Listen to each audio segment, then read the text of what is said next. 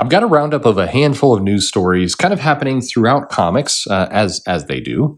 In this case, we're going to talk about some of the changes with DC. We've got a few new titles to talk about. We've got a little bit more information into John Ridley's Batman limited series that's coming up. We also have a bit of news around Archie, where it's at, IDW, what it's doing for comic shops, and a little bit more from the world of pop culture. So here goes.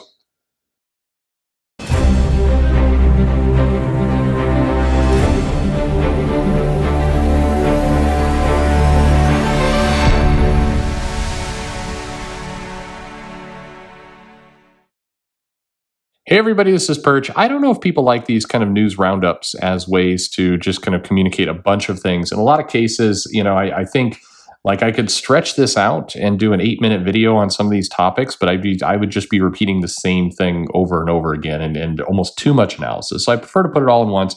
I've heard that other people are like, I don't want to hear about IDW. I just want to hear about DC. And I don't know what to tell you there. So I'll try and just do the best I can with a good roundup. And hopefully it meets your needs if you're interested in comic news.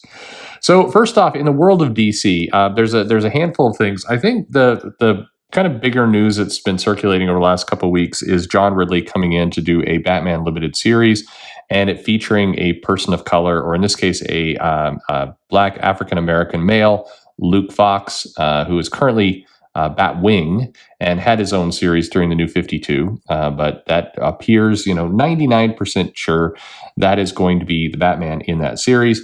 Well, in a couple of short weeks, September 29th, we've got Joker Warzone, which is kind of a one-shot story, and you do have a John Ridley, Oliver Capil on the illustration there.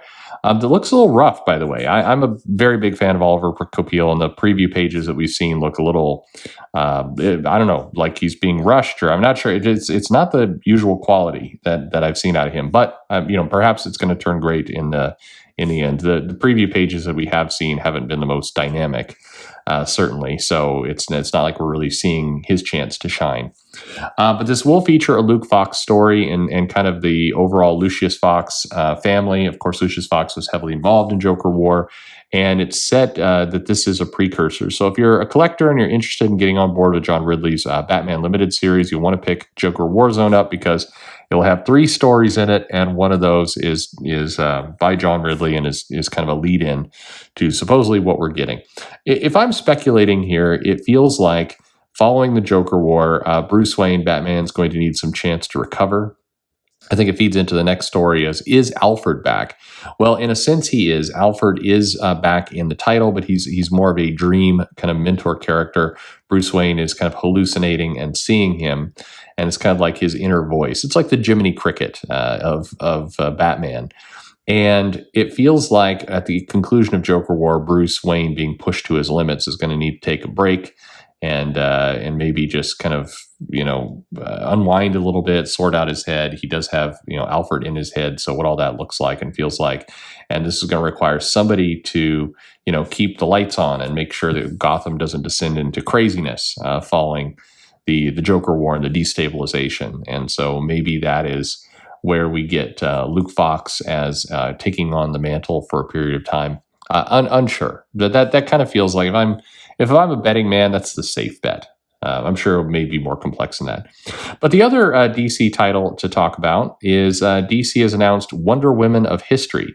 And this is a one-shot kind of graphic novel. It's got 17 stories in there from a variety of creators, many of whom are more on the indie scene or definitely the indie scene, the webcomic scene of creators. There's a few names in there you might recognize, but by and large, they're more indie artists, all women.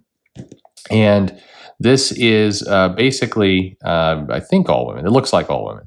At any rate, it is going to preview 17 real-world heroes, in particular, Alexandria Ocasio-Cortez, Ruth Bader Ginsburg, Elizabeth Warren, which is it being done by a Native American woman? I'm not sure. Anyway, Rashida Tlaib, Beyonce, and Emma Gonzalez, and on it goes. So a lot of kind of women in history, more modern history, I would say, of real life women. And so this is being produced, it's being edited by Laurie Halse Anderson.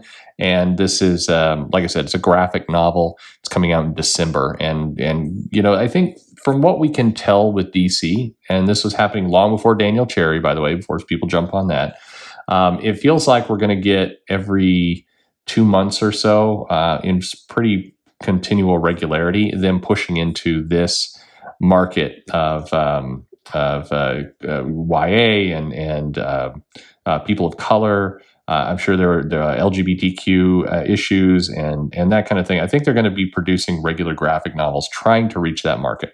Will it be successful? We will see. But that is what's coming out there. These are the kind of books that show up in Target, unlike the end cap, where it's like powerful women for Women's Month or Black History Month. That tends to be the market they kind of aim for. I'm never sure how well these sell. I see them, and it never feels like they're flying off the shelves, but it's a market to chase. So that's what's going on there. Over in the world of Archie, Archie has been on hold since the outbreak began and since the shutdown of comics really occurred in March, and it has not yet been resolicited. So Archie is still one of those companies that has not come back. The title was left on a cliffhanger. We don't know when it's going to return, but it doesn't seem like it's going to happen this year. We know at least there's a possibility it slips into December, but we'll know for sure within a few weeks. But it feels unlikely at this point, and it seems like Archie is on hold at least until 2021. So for fans of that comic series, it's sad days because we really haven't had an Archie-less world in a very, very long time. So that is and they just went through this relaunch and everything else. Obviously, you've got Riverdale still popular, and so there's a lot of factors there. But Archie will be back, but we don't know when. They're one of the last ones now with Valiant kind of getting rolling again. Archie's one of those that's just currently MIA.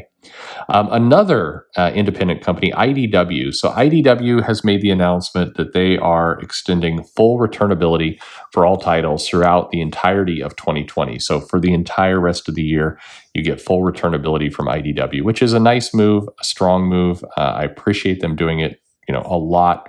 So that's a good, solid choice on their end, and I think that's wonderful, and good for them. I mean, their IDW has really been making an effort of late to show their support for comic shops, the LCS, the direct market, and in many ways, this is the kind of effort that you would expect to see from a company that Diamond with their Back the Comeback always felt like a slogan, but really nothing. And this is the kind of stuff that is very, very powerful. So good on IDW for doing this. I think it's solid that they're pushing returnability back in and thinking some different ways to make things happen. So that's really solid.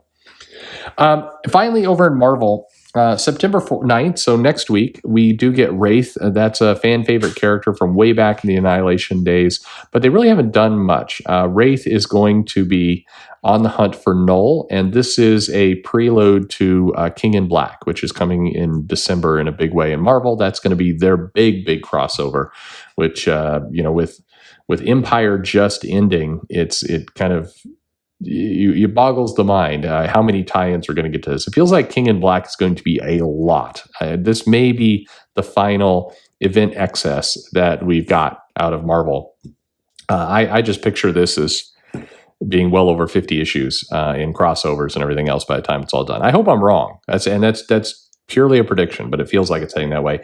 Anyway, if you're into it, if you're excited for King in Black, you're a fan of Wraith, you want to pick up Web of Venom, Wraith, which is not the quickest kind of mental connection to Wraith or Guardians of the Galaxy or any of that stuff, but Web of Venom, Wraith, it is a King in Black tie-in. I don't think they'll have the branding for King in Black yet, but this is basically Wraith on the hunt for Null, and Wraith as a character feels like he's definitely going to have more of a presence in 2020, 2021, or at least they're doing something with this character. That said, is Donny Cates, so maybe he gets killed.